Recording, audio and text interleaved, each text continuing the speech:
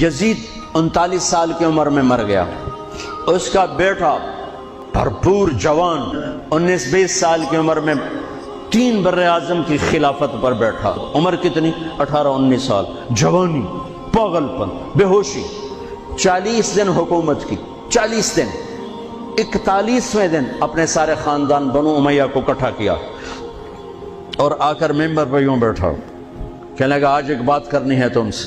ان کو پتہ نہیں کیا اعلان کر رہا ہے، کہ دیکھو میرا باپ ظالم تھا، جبار تھا، ظالم تھا، اس نے تخت کی خاطر اہل البیت کا خون بہایا، اور وہ تخت جس کے نیچے اہل البیت کا خون ہو اور جس تخت کے نیچے حسین کا خون ہو، میں اس تخت پہ لعنت بھیجتا ہوں۔